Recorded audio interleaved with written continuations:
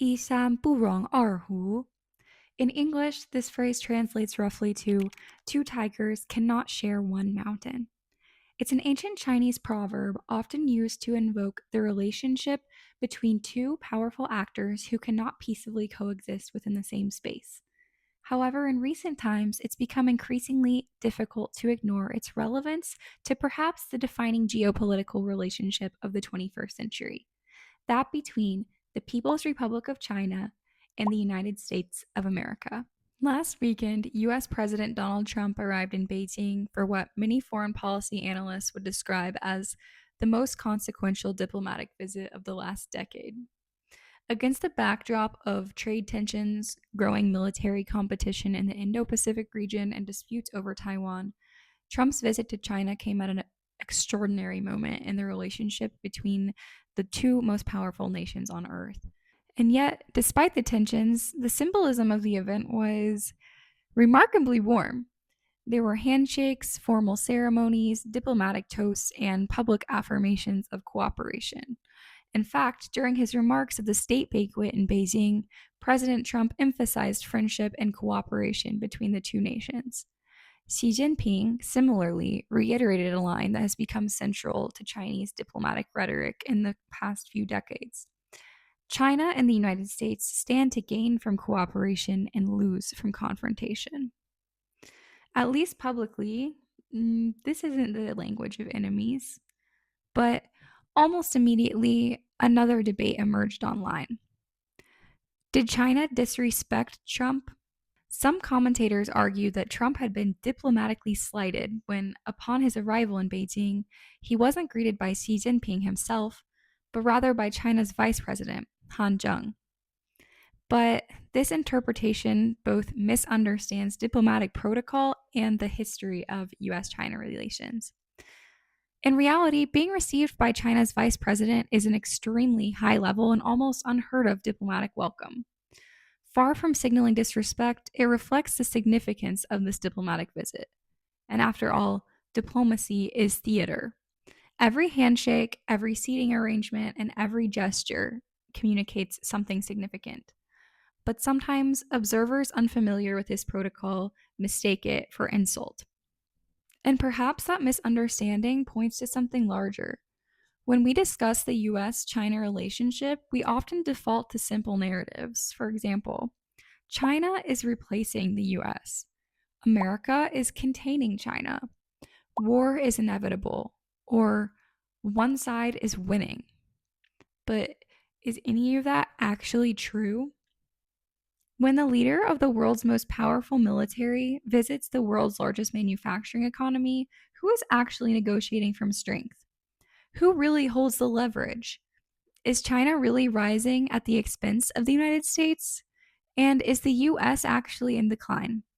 Or are we misunderstanding this relationship entirely? To answer those questions, we first need to understand how we got here. Because long before trade wars, semiconductor restrictions, or presidential summits, scholars and policymakers were already asking a far more unsettling question. Can rising powers and dominant powers coexist? What happens when one great power rises and another fears losing its place? And to understand why that question matters, we're going to have to travel back in time, about 2,500 years. To understand the relationship between the US and China today, we have to understand something important. For most of modern history, these two countries were not natural enemies. In fact, for decades, policymakers in both Washington and Beijing believed that deeper cooperation was not only possible, but inevitable. The modern story really begins in 1949, when Mao Zedong declared that the Chinese people have stood up and founded the People's Republic of China. However, the United States refused to recognize the new communist government and continued to recognize the Republic of China, the nationalist government that had retreated to Taiwan after losing the Chinese Civil War. For more than 20 years, the United States and the People's Republic of China remained diplomatically estranged, and it wasn't just a political disagreement. During the Korean War, American and Chinese troops fought directly against one another, and throughout the Cold War, the US and China viewed each other through an ideological lens of communism versus capitalism. To many Americans, Communist China represented a dangerous revolutionary force, and in Beijing, the United States appeared as an imperial power attempting to contain China's sovereignty and regional influence. If you had to ask observers in the 1950s whether one day an American president would walk through the streets of Beijing alongside Chinese leadership, they probably would have considered the idea absurd. And yet, in one of the most surprising diplomatic events of the 20th century, that's exactly what happened. In 1972, President Richard Nixon traveled to China in a visit that fundamentally transformed global politics. The logic was partly strategic. The Soviet Union had emerged as a common concern for both Beijing and Washington, and rapprochement between China and the United States suddenly became geopolitically useful. But symbolism mattered too. Nixon's visit sent a message. The two countries were willing to speak to one another even after decades of hostility. And if Trump's recent trip to Beijing reminded anyone of earlier presidential diplomacy, this is probably the comparison that people had in mind. Formal diplomatic recognition would come later in 1979 under US President Jimmy Carter, when the US formally recognized the People's Republic of China as the legitimate government of China. But even then, the relationship remained complicated. Washington still maintained unofficial ties with Taiwan, a question that remains deeply sensitive today. Then came one of the most consequential transformations in modern economic history. Under Deng Xiaoping, China initiated what became as reform and opening up. Markets expanded, foreign investment increased, and factories multiplied, and China gradually integrated into the global economy. For many American policymakers, this looked promising. The prevailing assumption in Washington was relatively straightforward. Trade would encourage openness, economic integration would make political conflict less likely, and some even believed that growing prosperity would gradually push China towards more political liberalization. And for a while, the relationship appeared remarkably successful. American consumers gained access to cheaper goods. American companies gained access to vast manufacturing networks. China experienced extraordinary economic growth, and hundreds of millions of people were lifted out of poverty. And in many ways, the relationship seemed mutually beneficial. And when China joined the World Trade Organization in 2001, this signaled to many people that the relationship would not be defined by confrontation, but by interdependence. The world economy had become deeply connected to Chinese manufacturing, and American corporations invested heavily in China. Universities expanded partnerships, and tourism increased, and supply chains stretched across the Pacific Ocean. But beneath the optimism, tensions never fully disappeared. Questions about trade imbalances, intellectual property, military modernization, and human rights all remain points of friction. By the mid 2010s, something had changed. Policymakers in Washington began wondering if engagement had failed. Instead of becoming more politically similar to the United States, China had grown wealthier, stronger, and more technologically sophisticated, and more assertive on a global stage. Under Donald Trump's first administration, tariffs and trade disputes accelerated tensions. And under his subsequent administration, competition increasingly has shifted towards semiconductors, artificial intelligence, strategic manufacturing, and military positioning in the Indo Pacific. Taiwan has once again become a central flashpoint. Their relationship had changed, and what many once imagined as a partnership increasingly began to resemble a rivalry. And as tensions between the US and China began to intensify, a growing number of scholars, policymakers, and journalists began turning to a much older historical analogy to explain what might happen next.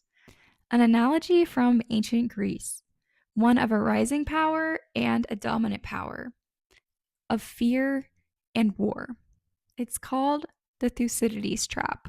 In 2015, political scientist Graham Allison published an article with a provocative title, "Are the US and China about to go to war?" The piece quickly gained attention in foreign policy circles, not only because of the question it asked, but also because of the historical framework it used to answer these questions. Allison argued that a growing rivalry between the US and China resembled one of the most famous power struggles in history, the rivalry between Athens and Sparta in ancient Greece. The idea comes from the Greek historian Thucydides, who wrote about the Peloponnesian War nearly 2,500 years ago. According to Thucydides, the war between Athens and Sparta became inevitable because of the dangerous shift in power which occurred. Athens was rising, Sparta was dominant, and Sparta feared what Athens was becoming. It was the rise of Athens and the fear that this inspired in Sparta that made war inevitable. This idea eventually became known as the Thucydides Trap, the theory that when a rising power threatens to displace an existing dominant power, conflict becomes extremely difficult to avoid. And you can probably see why policymakers are fascinated by this analogy. China's economy was rapidly expanding, its military capabilities were modernizing, and its technological ambitions were growing. Meanwhile, the United States remained the world's dominant military and financial power, but increasingly concerned about maintaining its position. To many observers, the parallels appeared obvious. And Allison even examined 16 historical cases in which a rising power challenged a dominant one. In most of them, he argued, the result was conflict, and the implication was difficult to ignore. If history was any guide, the United States and China might eventually be headed towards confrontation as well. And part of the reason why the Thucydides trap became so influential is because it offers something that policymakers and media audiences alike tend to love. It offers a simple explanation for a complicated world. It turns geopolitics into a narrative: rising power, declining power, fear, inevitability. And in many ways, it almost feels cinematic, which is probably why it's spread far beyond academia into journalism, think tanks, and political discourse. But there's a major problem with this theory. History is not physics, and human societies don't operate according to fixed mathematical laws. And many historians and international relations scholars have criticized the Thucydides trap for being overly simplistic or sometimes even misleading. For one thing, the comparison between ancient Greece and the modern international system is imperfect at best. Sparta and Athens existed in a world without nuclear weapons, globalized trade, international institutions, or instantaneous communications. And the geopolitical structure of the 21st century is radically different from that of the ancient Mediterranean. Others argue that the theory itself may become dangerous when political actors begin treating conflict as inevitable. Because if policymakers convince themselves that war is unavoidable, they may begin acting in ways that make confrontation more likely. And perhaps this is the deeper issue. The Thucydides trap does not just describe geopolitical rivalry, it shapes how people interpret it. Once you begin viewing another country as a rising political threat, every action starts to appear through that lens. Military modernization becomes aggression, economic expansion becomes domination, and diplomatic competition becomes evidence of an approaching conflict. In other words, theories do not simply explain reality, but sometimes they help to construct it. So, the real question is not whether the United States and China resemble Athens and Sparta. They don't. The more important question is whether the leaders of both countries increasingly believe that they do. Because if the relationship between Washington and Beijing is now defined primarily through the lens of rivalry, containment, and inevitable competition, then we need to ask something even more fundamental. Who is actually stronger? Who holds more leverage? And what does power even mean in the 21st century? So, when Donald Trump arrived in Beijing this year, many observers immediately tried to interpret the visit through this familiar framework. Who looked stronger? Who needed the visit more? Who had leverage and who was winning? But there's a problem with questions like these. They assume power is simple. And in the 21st century, it really isn't. America maintains a global network of military alliances, overseas bases, aircraft carrier groups, and defense partnerships that no other country currently matches. The US dollar remains the world's dominant reserve currency, and American financial institutions continue to shape the global economy. And despite constant narratives about decline, The United States still exerts enormous influence over international finance, higher education, technological innovation, but China's rise has also been extraordinary. China is now the world's manufacturing powerhouse, and it's spent decades building infrastructure at a scale rarely seen in human history. Its industrial capacity, export networks, and supply chain dominance have been deeply embedded in the global economy. In fields ranging from electric vehicles to telecommunications to renewable energy, China's influence has expanded drastically. And unlike the Soviet Union during the Cold War, China is not economically isolated from the West. It's deeply integrated into a global system, which makes the rivalry between Washington and Beijing fundamentally different from the US Soviet competition of the 20th century. Increasingly, the competition between the two countries is technological. For example, artificial intelligence, semiconductor production, quantum computing, cybersecurity, data infrastructure, and so on and so forth. Whoever dominates these sectors may not only shape the global economy, but the architecture of power itself within the coming decades, which helps to explain why recent tensions have focused so heavily on export controls, chip manufacturing, and technological restrictions. This is no longer simply a dispute about trade. It's a struggle over strategic dependency and future influence. But despite the dramatic rhetoric often surrounding this rivalry, both countries also face significant internal vulnerabilities. China is confronting demographic decline, youth unemployment, debt concerns, and questions surrounding long term economic growth. The United States, meanwhile, faces political polarization, institutional distrust, rising debt, and a growing anxiety about its role in the world. So, neither country is invincible, and neither fits into simplistic narratives about inevitable triumph or inevitable collapse. And there's also the question of soft power, the ability to shape how other societies perceive you. For decades, the United States dominated global culture through its film, music, technology, universities, and media.